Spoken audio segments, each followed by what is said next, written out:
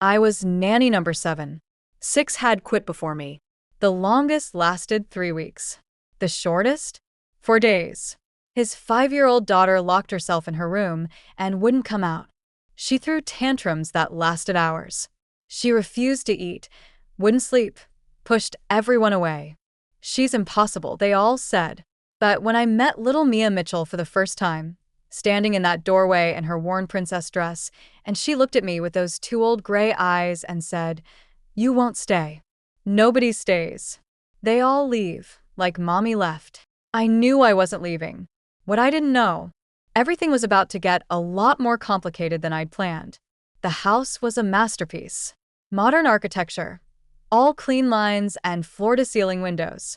The kind of place you see in magazines and think, nobody actually lives there. But someone did. Owen Mitchell, widower, architect, father to a 5-year-old everyone had given up on. I sat in his pristine living room, hands folded, resume perfect, references glowing. I'd interviewed for 7 nanny positions in my life. This should have been easy. So why were my hands shaking? Miss Summers? I turned. And oh no. Tall, dark-haired, impeccably dressed in a charcoal suit even though it was Saturday morning. Sharp jaw, broad shoulders, the kind of handsome that should be illegal. But it was his eyes that made my breath catch, storm gray, exhausted, carrying grief so profound it was almost visible. Owen Mitchell looked like a man barely holding it together. And I was about to spend every day in his house, caring for his daughter, trying very hard not to notice how devastating he was. Professional, Riley. Stay professional. Mr. Mitchell. Thank you for seeing me. His handshake was brief. Professional. Cold. Please sit. I apologize for the short notice. My previous nanny quit rather abruptly. Yesterday. I'd heard. The agency director had given me the full story. Nanny number 6 had lasted exactly 1 week before Mia locked herself in her room for an entire day and refused to come out for anyone. The agency mentioned Mia has been having some difficulties adjusting. I said carefully, difficulties. His laugh was bitter, cutting. That's diplomatic. My daughter has driven away 6 caregivers in 8 months. She refuses to eat, won't sleep in her own room, throws tantrums that last hours. He stopped, ran a hand through his perfect hair. And for just a second, I saw past the composed exterior to the exhausted father beneath. She's angry. At the world. At me. At herself. She's grieving, I said gently. His jaw tightened. Muscle jumping. Her mother died 18 months ago. At some point, she needs to move forward. Wrong answer. But I kept my voice soft. Grief doesn't have a timeline, Mr. Mitchell. Especially not for a child who lost her mother at 3.5. She's trying to process something her brain isn't developed enough to fully understand. He studied me with those gray eyes. Assessing. Calculating. Probably deciding if I was worth the risk. Your resume is impressive. 5 years teaching kindergarten, bachelor's in early childhood education, certifications in childhood trauma and grief counseling. He paused. Why leave teaching for nanny work? I'd prepared for this question. Teaching is wonderful. 25 kids, 8 hours a day, 9 months a year. But I want to make a deeper impact. Really help a child who needs it. When the agency told me about Mia, about what she's been through, I met his eyes. I lost my father when I was 7. I understand what it's like to have your world shatter at that age. I want to help her. Something flickered in his expression. Hope. Surprise? Pain recognizing pain? The other nannies all came with impressive credentials too. They all quit. Because they saw Mia's behavior as a problem to be solved. I see a little girl in pain who needs someone patient enough to let her heal at her own pace. She won't make it easy on you. I don't expect her to. Healing is never easy. Before he could respond, a small voice from the doorway. You're the new nanny? I turned. She was tiny. Dark curls falling around a face that was far too serious for 5 years old. Gray eyes, her father's eyes, that had seen too much, understood too much. She wore a princess dress that had clearly been loved hard, wrinkled, faded, one sock on, one sock off. And her expression? Pure defiance masking pure fear. This was the impossible child everyone had given up on. She looked like a baby. She looked ancient. She looked like she was barely holding on. My heart didn't just crack. It shattered. "Hi, Mia," I said, immediately kneeling down. Never tower over a hurting child. "I'm Riley, but I'm not the new nanny yet. Your dad and I are just talking. You won't stay." Her voice was matter-of-fact. Too old, too certain, too familiar with disappointment. Nobody stays. They all leave.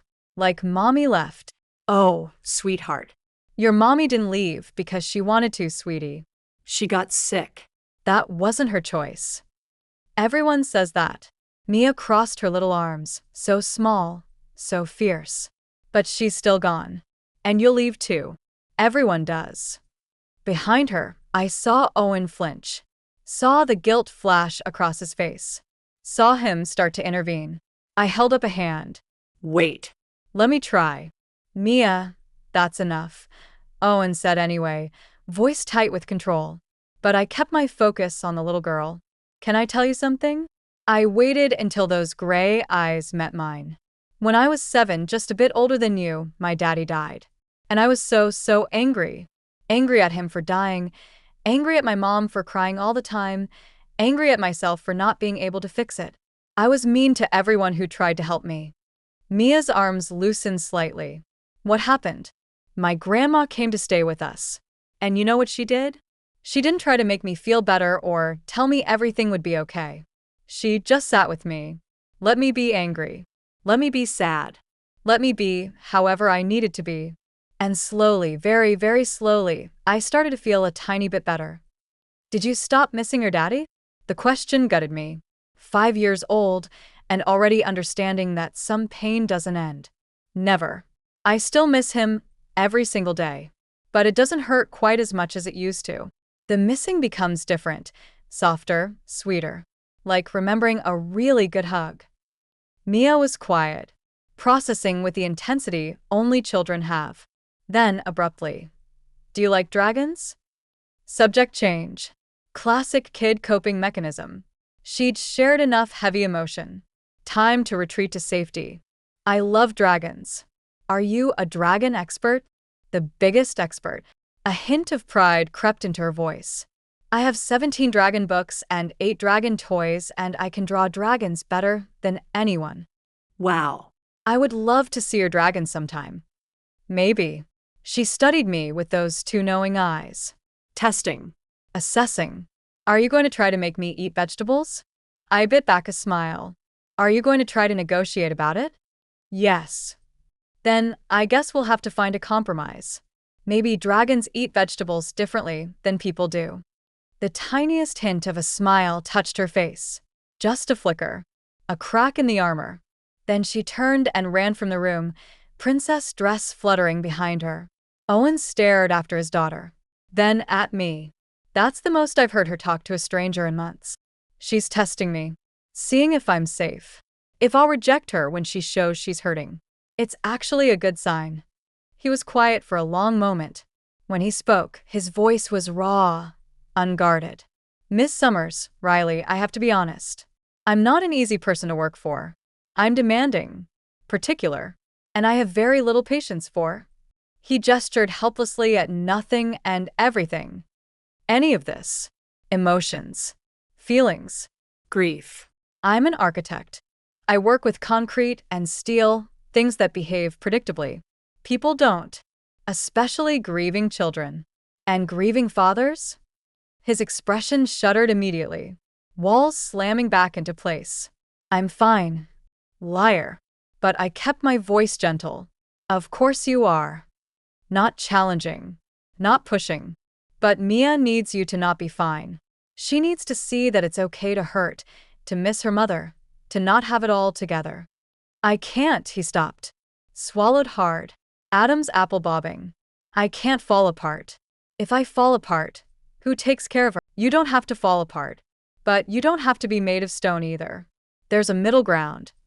Silence stretched between us. Heavy. Weighted with 18 months of grief neither of them had properly processed. Then, when can you start? Are you offering me the position? Yes. If you'll take it. I thought about Mia's eyes. Owen's grief. This broken family that needed someone who wouldn't give up. 6 nannies had quit.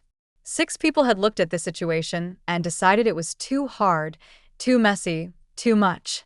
But I'd learned at 7 years old that grief doesn't make you broken. It makes you human.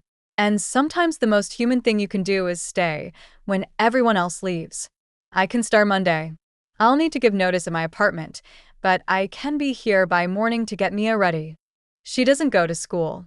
Owen's voice was flat. I pulled her out after 3 weeks. It wasn't working. My heart ached. A 5-year-old isolated at home, cut off from peers, alone with her grief, and a father who could barely look at her. Okay, we'll work on that. Social interaction is important, but we'll take it slow. You're not going to tell me I'm doing everything wrong? You're doing the best you can in an impossible situation. But Mr. Mitchell? I met his eyes. You hired me to help Mia. I'm going to do that. Which means some changes. Some structure. Some boundaries. Can you trust me to do what's best for her? Do I have a choice? You always have a choice. I just hope you'll choose to work with me instead of against me. Owen extended his hand. Professional. Distant. Deal. Monday morning, 7 a.m. I shook his hand. This time the contact lasted a beat longer. His hand was warm. Strong. Calloused in unexpected places, an architect who still worked with his hands sometimes. Focus, Riley. When I left, I looked back at the house. At the window where Mia was watching, small face pressed to the glass. At Owen standing in the doorway, looking lost and alone, and so devastatingly handsome it made my chest ache. This job was going to be complicated, but I'd never backed down from a challenge. And the Mitchell family desperately needed someone who wouldn't give up. Monday morning, 6:45 a.m., I pulled up to the house with everything I owned packed into my sedan. This was happening. I was moving into Owen Mitchell's home, living under the same roof as my gorgeous, grieving employer and his heartbroken daughter. What could possibly go wrong? Owen answered the door looking like he hadn't slept. Dark circles under those gray eyes. Hair slightly mussed. Coffee cup clutched like a lifeline. Still unfairly handsome. Damn him. You're early, he said. I'm punctual. There's a difference. I hefted my suitcase. Show me to my room so I can get settled before Mia wakes up? He led me upstairs, past the second floor, where I glimpsed Mia's room, all purple and dragons and beautiful chaos. Up another flight to the 3rd floor. The suite was gorgeous. Bedroom, private bathroom, small sitting area with a reading nook. Skylights letting in the early morning sun. A view of the garden that would be stunning once spring really hit. And clearly untouched. Dust covers on furniture. An emptiness that spoke of a space meant to be used but never claimed. My wife decorated it, Owen said from the doorway. His voice was carefully neutral. Too neutral. She had plans to turn it into a studio space. Art. He stopped. Couldn't finish. The sheets are fresh, he continued after a beat. Towels in the bathroom. Wi-Fi password is on the desk. Thank you. He lingered. Awkward. Like he wanted to say more but didn't know how. Mia usually wakes around 7, he finally said. She'll come looking for you. I'll be ready. I'm working from home today. Mondays and Fridays I try to be here, but I have to go to the office Tuesday through Thursday. He paused. You'll be alone with her most days. That's what you hired me for. Right. He turned to leave, then stopped. Riley, thank you. For staying. For trying. He left before I could respond. I unpacked quickly. Efficient. Organized. Trying not to think about the fact that this room had been decorated by his late wife. That her presence was still everywhere in this house. That I was about to insert myself into a family that was still bleeding from her loss. At 7:02 a.m., a soft knock on my door. Come in, Mia. The door cracked open. A small face peeked through. You came back. I told you I would. Daddy said you're living here now. That's right. On this floor. But I'll be downstairs a lot with you. Mia climbed onto my bed like she owned it, settled against the pillows, studied me with those impossibly old eyes. What happens now? Now? We have breakfast. Then we figure out what Mia and Riley's days should look like. The last nanny made schedules. Her nose wrinkled. I hated schedules. Schedules can be flexible. What if we made our own rules together? She perked up. Can one of the rules be no vegetables? Nice try. But how about vegetables can be turned into fun things? Dragon food. Princess potions. Superhero fuel. That's sneaky. That's creative. Come on, let's make breakfast. The kitchen was massive. Restaurant quality. Clearly designed by someone who loved to cook. Did your mommy cook? I asked carefully. Yes. Mia's voice got small. She made pancakes that looked like animals. Daddy doesn't cook. We eat frozen things. My heart cracked a little more. Then let's make pancakes. You can be my assistant chef. We spent the morning cooking together. Pancakes shaped like dragons because of course. Mia was hesitant at first, watching me like I might disappear if she looked away. But gradually she relaxed. Started talking about her dragons. Her old school. Her mommy. Daddy doesn't like when I talk about mommy, she said quietly, mixing batter with intense concentration. It makes him sad. Your daddy loves you very much. Sometimes grown-ups show love in funny ways, like being quiet when they're sad. Do you think he's sad like I'm sad? I think he's sad in his own way. Different than yours, but just as real. Oh. She poured batter onto the griddle. Riley, are you going to leave when I'm bad? I crouched down to her level. Mia, you're not bad. You're hurting. There's a big difference. And no, I'm not going to leave when things get hard. That's when you need me most. Promise. I promise. She hugged me then. Sudden. Fierce. This tiny girl, throwing her whole self into my arms. And I held her, this child I'd known for less than 48 hours, and felt something shift in my chest. I was already attached. We established a routine that first week. Mornings, breakfast together, getting dressed, educational activities. Afternoons, outdoor play, creative time, reading. Evenings, dinner, bath, stories. Simple. Consistent. Safe. The structure Mia needed without being rigid. Owen was barely present. He'd leave early, return late, eat dinner in his office. When he did interact with Mia, it was stiff, formal, asking about her day but not really listening, kissing her forehead but not lingering. Like he was checking boxes. Being present without actually being there. He's afraid. I told my sister on the phone Friday night. Afraid of getting close to her. Afraid she'll see how broken he is. And you? How are you doing? I thought about Owen. The way he moved through his house like a ghost. The exhaustion in his eyes. The moment that afternoon when I'd caught him standing in his study doorway, just staring at a photograph of a beautiful woman with dark curls and a radiant smile. Claire. His wife. Mia's mother. I'm fine. This is just a job. Riley. You're using your "I'm lying to myself" voice. I am not attracted to my employer. That would be completely inappropriate. You didn't say you're not attracted. You said it would be inappropriate. Very different things. Damn. She was right. He's a good man dealing with impossible grief. I'm here for Mia. That's all. Keep telling yourself that, sis. But that night, lying in bed in the room his late wife had decorated, I couldn't stop thinking about Owen. About his rare smiles. The way he looked at Mia with such longing and fear. The glimpse I'd gotten of the man beneath the grief. This was going to be more complicated than I'd thought. The breakthrough came 2 weeks in. We were in the garden. Mia drawing dragons while I weeded. The kind of peaceful, ordinary afternoon I'd been working toward. Then, suddenly, I don't remember what mommy smelled like. My hands froze in the dirt. That must be really scary, I said carefully. What if I forget her voice? Tears were streaming down her face now, fast and hot. What if I forget everything? What if she just disappears? Oh, sweetie. The last nanny said I needed to stop being sad. The words exploded out of her. That mommy would want me to be happy. But I'm not happy. I'm angry and sad, and I miss her, and I don't know how to stop missing her. She was sobbing now. Full body sobs. The kind that had been building for months. I pulled her into my lap, let her cry, held her steady through the storm.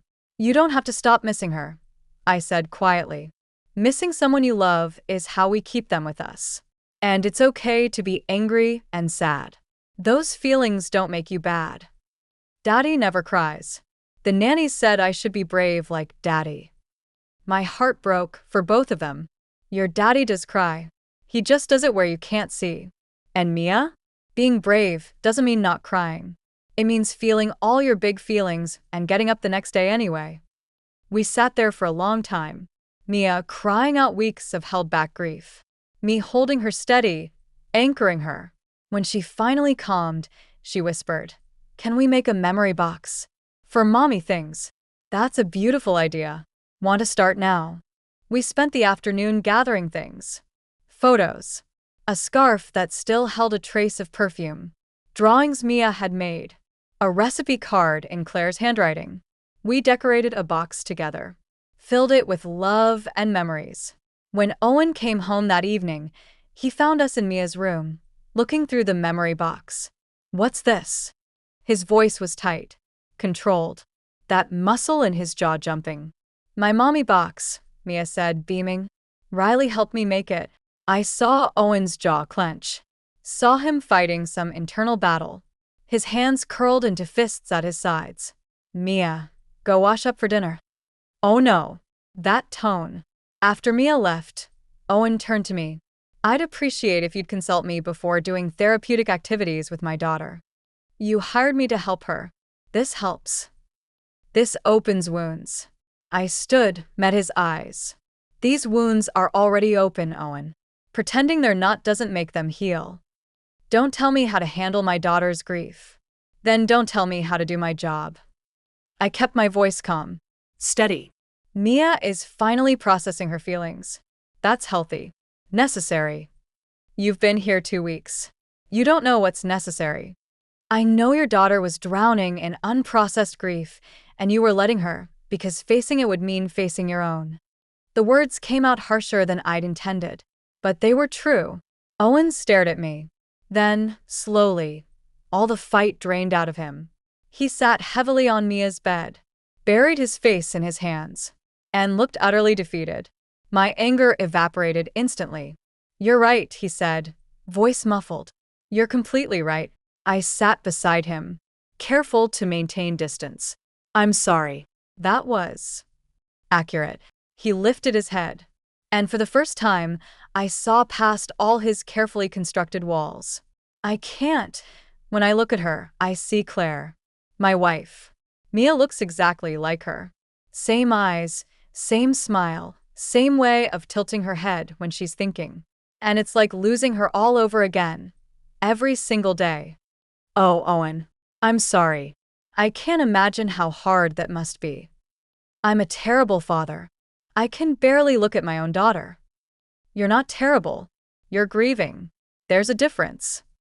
Mia deserves better. Mia deserves a father who's healing, not one who's perfect. I hesitated, then placed my hand over his. Owen, you need to talk to someone. A therapist. A grief counselor. Carrying all this alone, it's destroying you. I'm fine. You're not. And that's okay. But you need help. He looked down at our hands. Didn't pull away. If I fall apart, who takes care of her? I do. That's literally my job. Fall apart, Owen. I've got Mia. I've got this. You need to take care of yourself. He was quiet for so long I thought I'd overstepped. Then, okay. I'll make some calls. Find someone to talk to. Thank you. He finally looked at me. Really looked at me. And something shifted between us. Recognition. Connection. Danger. Riley, I need to ask you something. Okay. Why are you doing this? Really? You could work anywhere, make more money with less hassle. Why take on a broken family? Because you're not broken. You're healing. There's a difference. I squeezed his hand. And because Mia reminds me of myself at that age. I want to be for her what my grandmother was for me: steady, patient, present. Someone who doesn't leave. Even when it's hard? Especially when it's hard. His thumb brushed across my knuckles. Probably unconscious. Definitely making my heart race. This was dangerous territory. Daddy. Riley. I'm hungry. Mia's voice from downstairs shattered the moment. Owen stood quickly. Professional distance slamming back into place. I'll order dinner. Or we could cook. Together. All three of us. He looked torn. I don't cook. Then it's time to learn. Come on. That evening, the three of us made pasta together. Messy, chaotic, with more flour on Mia than in the bowl. But Mia laughed. Really laughed. And Owen smiled, genuinely smiled, watching his daughter be happy. And I, standing in that kitchen watching this family slowly knit itself back together, felt my heart do something dangerous and inevitable. I was falling for them. Both of them. A month in, we'd established a rhythm. Mia was thriving. Playing, laughing, talking about her feelings without shutting down. Owen was trying. Actually coming home for dinner 3 nights a week. Reading bedtime stories. Engaging with his daughter, instead of just going through the motions. The problem? He was also engaging with me. It started small. Conversations over morning coffee while Mia played. Discussions about Mia's progress that turned personal. The way his eyes lingered on me a beat too long. The accidental touches that didn't feel accidental. You're playing with fire, my sister warned during our weekly call. He's your boss. And he's grieving. Recipe for disaster. Nothing's happening. We're just friendly. Friendly is fine. The way you described him, looking at you? That's not friendly. That's interested. I knew she was right. And worse, I was interested back. Owen Mitchell, beneath all the grief and control, was brilliant. Funny. Surprisingly tender. The way he tried so hard with Mia. The way he listened to my suggestions. The way his entire face transformed when he actually smiled. It was devastating. The moment everything changed came on a Friday night. Mia had a sleepover at her grandmother's house. Owen's mother, who lived an hour away and had been begging for more time with her granddaughter. Owen had initially refused. Too protective. Too worried. I gently suggested it would be good for Mia to rebuild that relationship. So Friday evening, I found myself alone in the house with Owen for the first time. Alone. With my gorgeous employer. In his empty house. Nothing could go wrong here. Absolutely nothing. This is weird, Owen said, standing awkwardly in the kitchen. I'm not used to her being gone. It's good for her. And good for you. When's the last time you had a night to yourself? 18 months ago. He poured a glass of wine. Dark red. Expensive looking. Want some? I hesitated. This felt like crossing a line. But it was just wine. Just two adults having a conversation. Sure. Thank you. We ended up on the back patio. The sun setting over the garden. Talking about everything except Mia. Owen told me about his architecture. The buildings he'd designed. His philosophy about creating spaces that felt like home. I told him about teaching. About my family. About the dreams I'd had to adjust when my father died. You gave up a lot, Owen observed. Teaching. Your apartment. Your independence. All to help a 5-year-old you didn't know. I didn't give up anything that mattered. I gained something that does. Mia adores you. I adore her right back. She's not the only one. The words slipped out. Owen looked surprised he'd said them. My heart stopped. What? I'm sorry. That was inappropriate. Was it true? Riley. Because if we're being honest, which apparently we are tonight, I need to tell you that this job has become complicated for me. Complicated how? Complicated in that I can't stop thinking about you. About this family. About how much I want. I stopped. Shook my head. What was I doing? This is so inappropriate.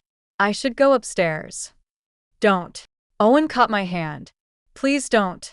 Because if we're being honest, I haven't been able to stop thinking about you since the day you walked into this house and saw past all my walls. Since you showed me how to be a father again. Since you made me want to feel things I'd shut down for 18 months. Owen, we can't. I work for you. And you're grieving. And I know this is complicated and probably a terrible idea, but Riley, for the first time since Claire died, I feel something other than numb. When I'm with you, when I watch you with Mia, when we talk over coffee in the morning, I feel alive again. And I know I shouldn't, I know it's too soon and you're the nanny, and there are 1,000 reasons this can't happen, but I can't keep pretending I don't feel this.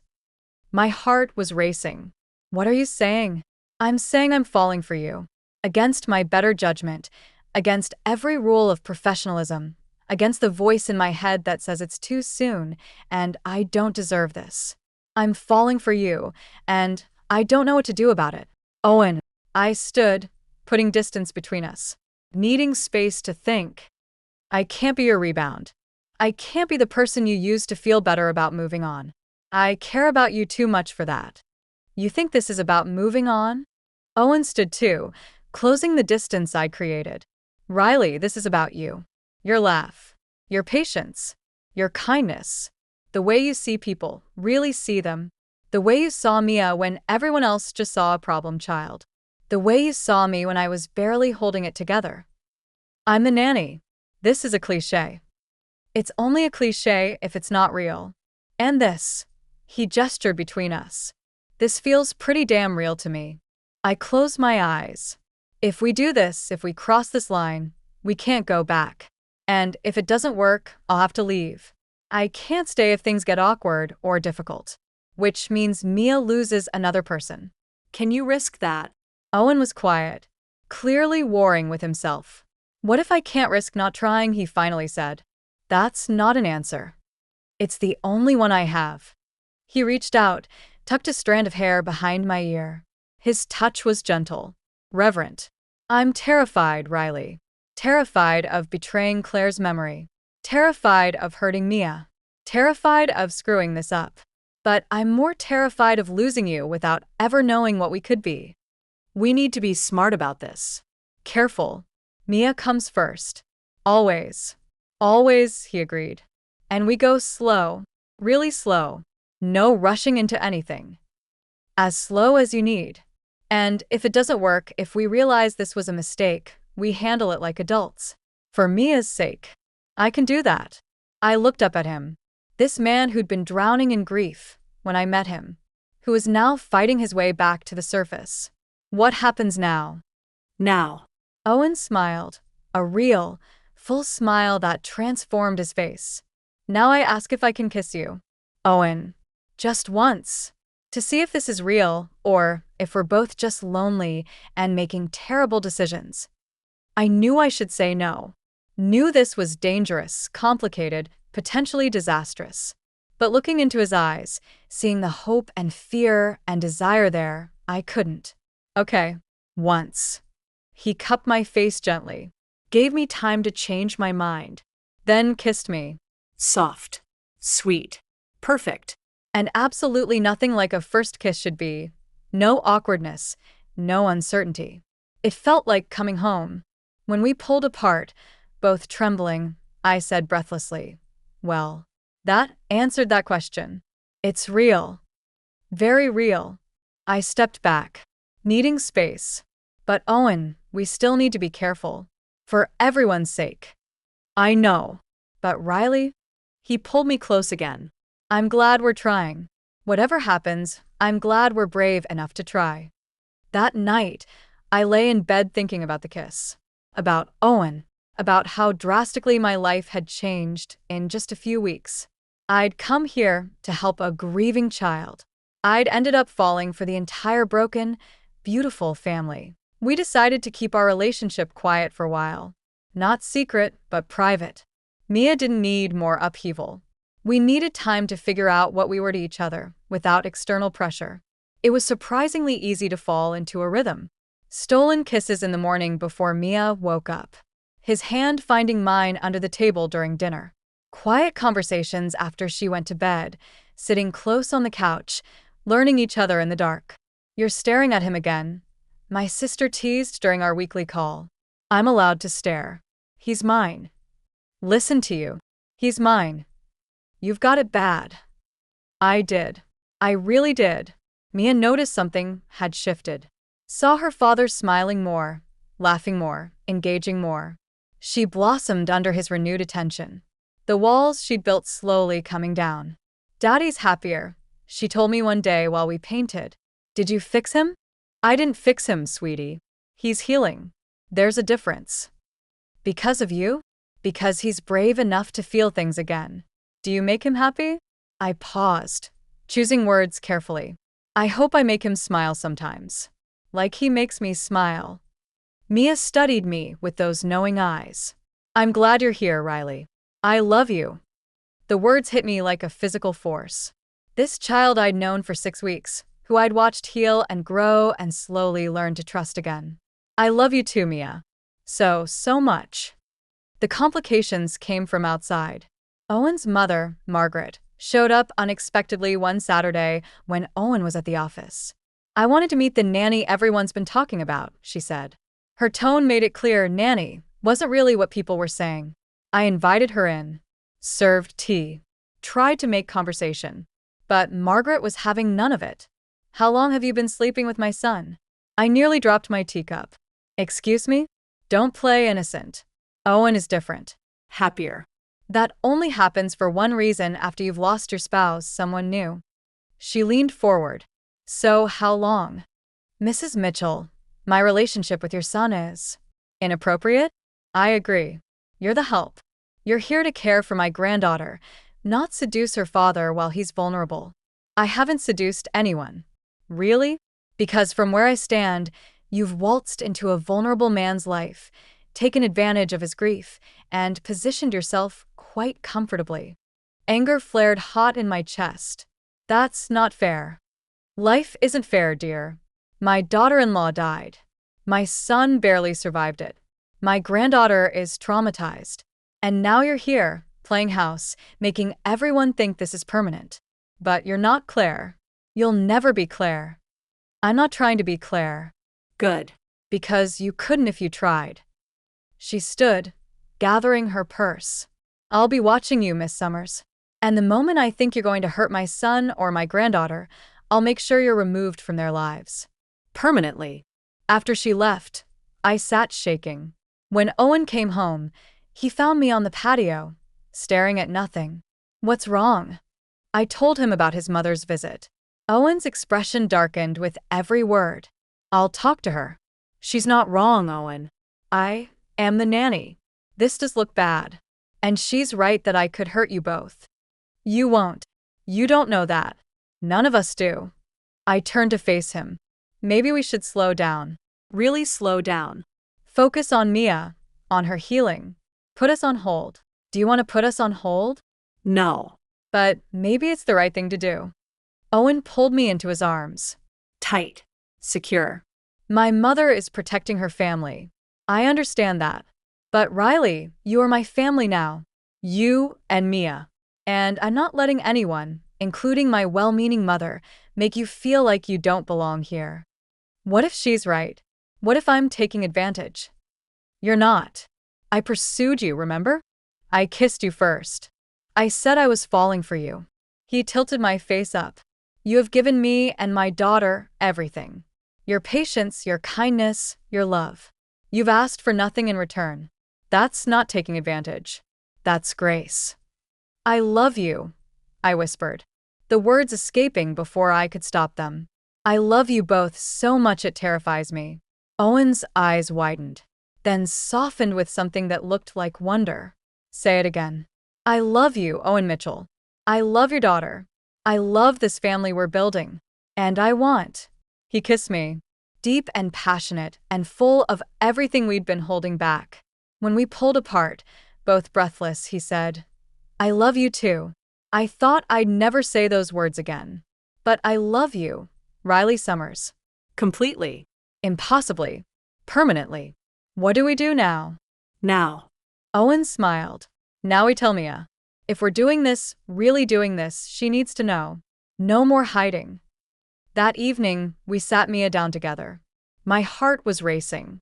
This could change everything. Sweetheart, Riley and I need to talk to you about something. Owen started. Mia looked between us suspiciously. Did Riley do something bad? Is she leaving? No, we said simultaneously. Riley's not leaving, Owen assured her quickly. Actually, we wanted to tell you that Riley and we care about each other. More than just Riley being your nanny and me being her employer. You love each other? Mia interrupted, eyes wide. Owen and I exchanged glances. Yes, I said gently. We do. Is that okay with you? Mia was quiet for a long moment, her little face serious, processing. Then, does that mean Riley will be my new mommy? Owen's breath caught. I felt my own chest tighten. No, sweetie, I said carefully. No one can be your mommy except your mommy. She'll always be your mom, and you'll always be her little girl. That never changes. But if you love Daddy and you love me, what does that make you?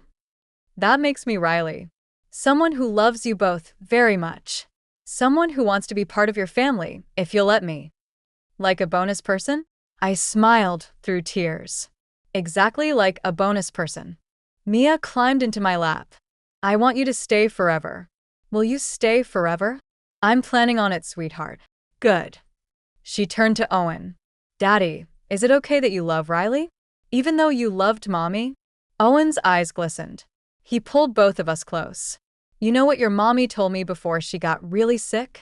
She made me promise that if something happened to her, I wouldn't be sad forever. That I'd let myself be happy again. That I'd take care of you and take care of myself. His voice broke. Loving Riley doesn't mean I stopped loving Mommy. It means I'm brave enough to love again. Because Mommy would want that for us. Do you think Mommy likes Riley? I think Mommy would have loved Riley. Because Riley makes you laugh, and she makes me smile, and she takes care of both of us the way Mommy would have wanted. Mia nodded solemnly. Okay. Then I say yes. Riley can stay and love us and be our bonus person. We spent that evening as a real family. No more hiding. No more pretending.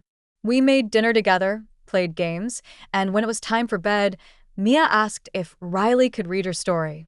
Both of you, Mia amended. I want both of you. So we did. Riley and Owen sitting on either side of Mia's bed, reading about dragons and princesses and happy endings. When Mia finally fell asleep, we lingered in her doorway. We did it, Owen whispered. We told her. And she's okay with it. More than okay. He pulled me close. Stay with me tonight? Really stay? I'm not ready to let you go yet. Owen. Just to sleep. Just to hold you. I've spent 18 months sleeping alone in a bed that's too big and too empty. I just want to hold someone I love and know she'll be there in the morning. How could I say no to that? Okay, just to sleep. His bedroom was beautiful, clearly decorated by Claire, soft colors, warm touches. I felt like an intruder at first, but Owen sensed my hesitation. Claire would approve, he said quietly. She was all about love, about seizing happiness when you find it. She wouldn't want me sleeping alone, drowning in memories. She'd want me to live. We lay together, fully clothed, my head on his chest, his arms wrapped around me, intimate without being sexual, comforting without being sad. Thank you, Owen murmured into my hair, for seeing us, for staying, for loving my daughter, for loving me.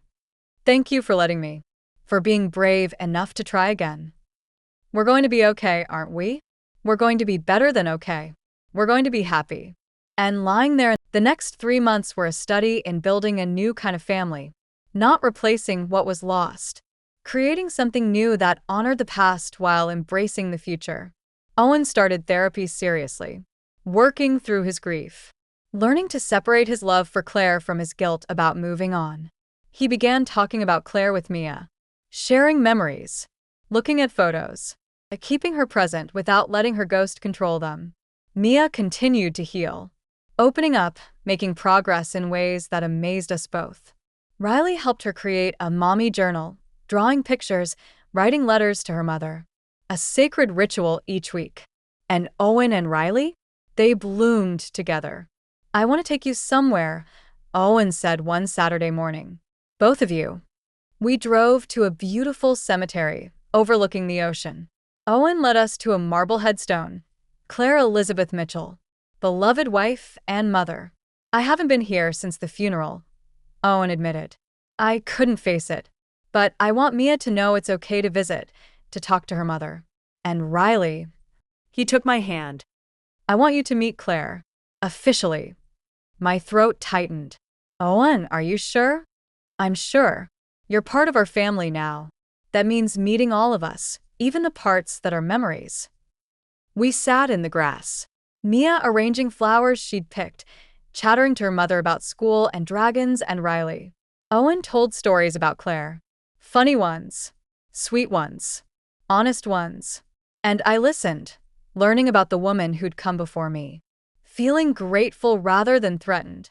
"Hi, Claire," I said softly when Owen and Mia gave me a moment alone at the gravestone.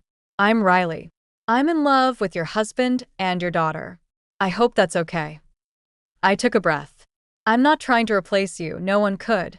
But I promise to love them with everything I have, to take care of them, to make sure Mia knows how much you loved her, to help Owen heal without forgetting. I promise." When we left, something had shifted. We'd brought Riley fully into their circle, acknowledged the past while choosing the future. That evening, after Mia was asleep, Owen found me in the kitchen making tea. "I have something for you." He pulled out a small box. My heart stopped. "Owen, what?" "It's not what you think. Open it." Inside was a delicate silver key on a chain. "It's the key to the house," Owen explained. "I want you to have it. Not as the nanny, but as family. As someone who belongs here." "Owen, I already live here. But you live here as an employee. I want you to live here as you. As mine. As ours." He fastened the necklace around my neck. "This is your home too, Riley. I want you to know that. Feel that." I touched the key, tears streaming. "I don't know what to say." "Say you'll stay. Not because of a job or a contract, but because you choose us. Because you want to be here." "I do. Owen, I do want to be here. With you, with Mia. This is," my voice broke. "This is everything I didn't know I needed." He pulled me into his arms. "I have something else to tell you." "What?" "I talked to a lawyer. About adoption." I pulled back, confused. "Adoption?" "If we get married, when we get married, I want you to adopt Mia officially. I want her to be yours legally, not just in our hearts. I want us to be a family in every way that matters." "You want to marry me?" My voice was barely a whisper. "Eventually. When you're ready. When we're all ready. But yes, Riley Summers, I want to marry you. I want to spend the rest of my life with you. I want to build a family with you, not just me and Mia, but maybe more kids someday if you want them. I want everything with you. I want everything with you too." I kissed him, pouring all my love and hope and joy into it. Yes. To all of it. Yes. You haven't even been proposed to yet. I'm saying yes anyway. So you better make the actual proposal good. Owen laughed, that full, genuine laugh I'd worked so hard to coax out of him. Challenge accepted. The proposal came on a Tuesday. Completely unexpectedly. In the middle of making breakfast. Mia had just left for school with Owen's mother, who'd come around after seeing how happy Riley made her son. Owen turned from the stove where he was making pancakes. He'd become quite good at it, and said, "Marry me." I looked up from my coffee. "What?" "Marry me." Right now. Today. "This week. Whenever you're ready." But marry me, Riley. "Officially make this family real." "Owen, are you serious?" He pulled out a ring. Not elaborate. Not showy. But perfect. A sapphire surrounded by small diamonds. This was my grandmother's. My mother gave it to me last week with her blessing. With her apology for how she treated you at first. She says you're exactly what we needed, and she was wrong to judge. Your mother said that? She did. Apparently, watching us together, Seeing Mia blossom, witnessing actual healing, it changed her mind. He took my hand. So, Riley Summers, will you marry me? Will you officially be Mia's mother and my wife?